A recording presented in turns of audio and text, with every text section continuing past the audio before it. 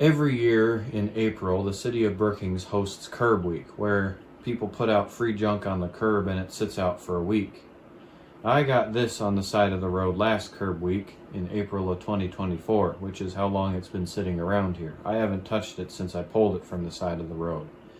I found a particularly large pile on Orchard Drive, mostly with furniture and uninteresting things, but this stuck out to me.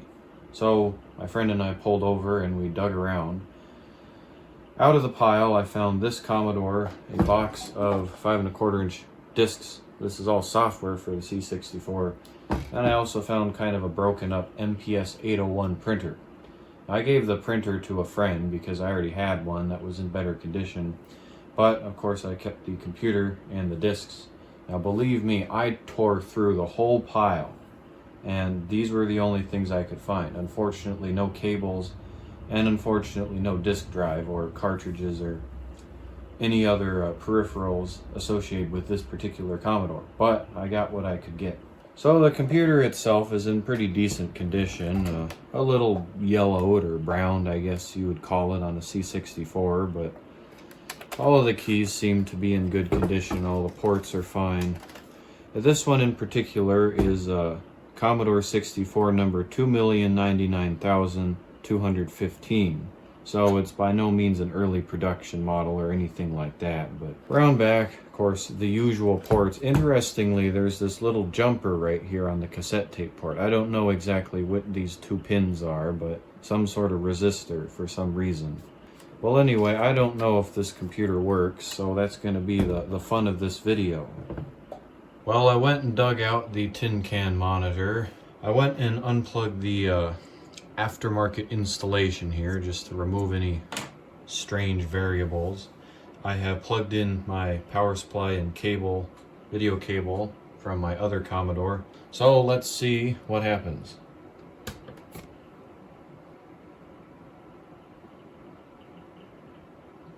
Well, that was certainly interesting. Something to do with the video didn't seem quite right. Sometimes you gotta let them sit a good 10 seconds, sometimes 20.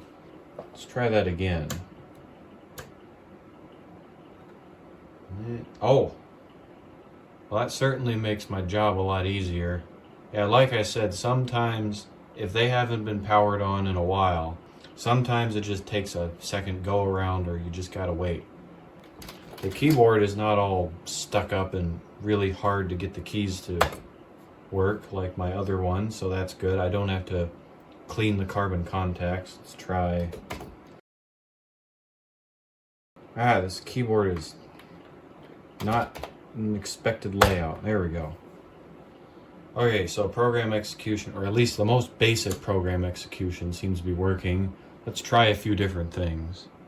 See what kind of goodies we got. I got an SD to IEC, but I haven't ever set this up, so maybe I'll test that later. This is what I want to do, dead test cartridge. I mean, clearly the thing works, but this, if you, on one side we got dead test, don't need that. The other side, it runs some diagnostics, which I think could be helpful. Alright, most important thing this will do, at least for my case, I want to see if the sound chips work.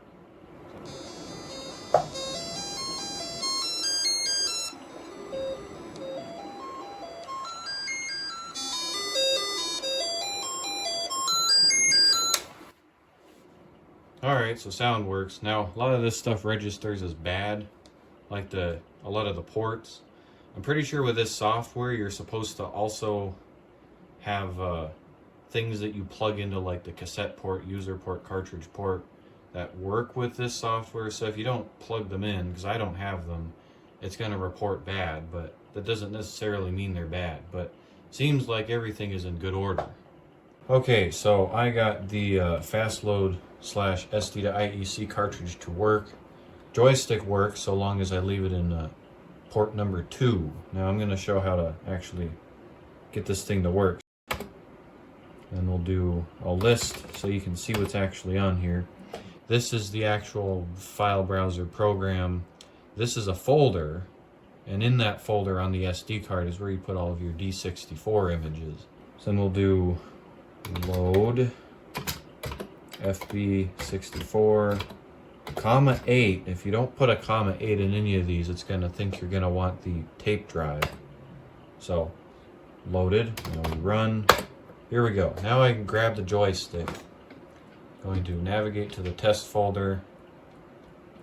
Let's try this. See if this works.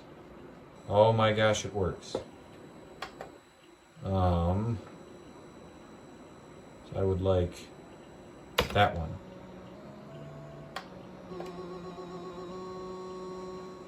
Now we're cooking with vinegar.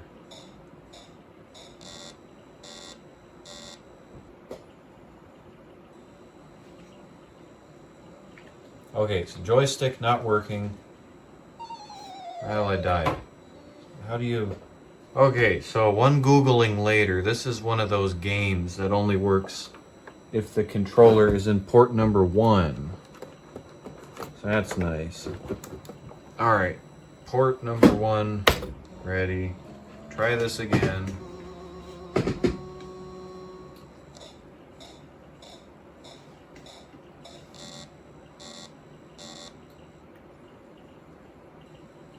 Ah, there we go.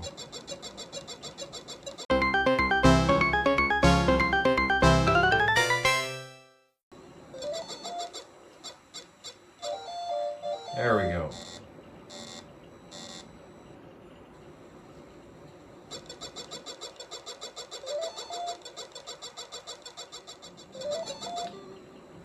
Jump too late. Okay, finally beat that level. Well, where's the third level? Oh, I guess this was... The C64 did not get that third level with the moving platforms. What?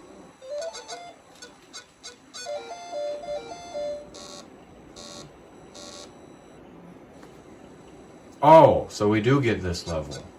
I hate this level, but it's still pretty interesting. Oh. The reason this level is so annoying is because the physics are not very good. I'm gonna wait for that guy there to get down to the bottom so I can safely get to the top.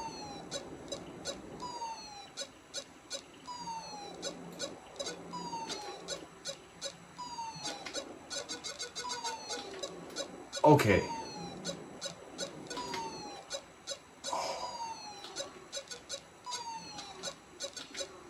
Okay, we're moving. So we got another fire guy. No, get out of here.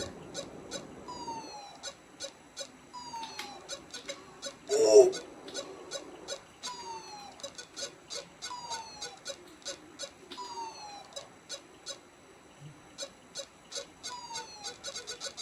Ah.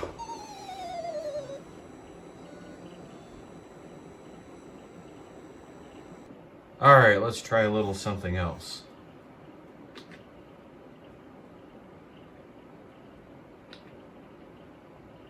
Huh. Guess there's two versions on here.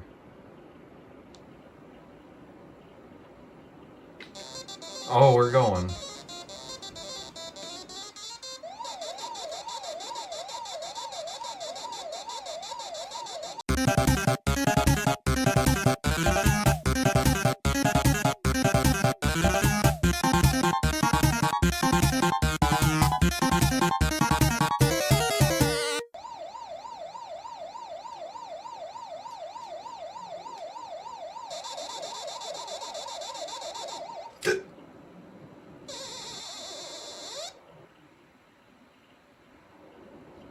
So it's the next day. Last night I ended up downloading a few more games and trying them out here on the C64. Here's one of my favorite arcade games, Pac-Mania. One thing I found, a lot of these D64 images that I've been downloading with the games on them have been cracked and have a lot of like cheats and neat things built in. Pac-Mania I found out has a really interesting intro screen. Yeah, there you go.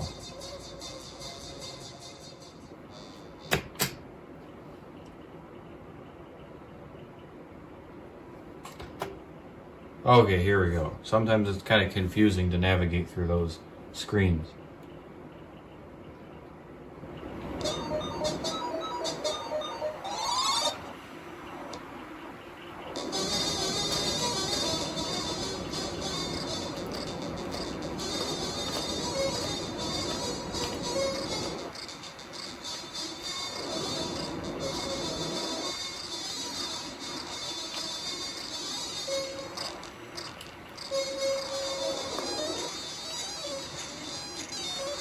Oh.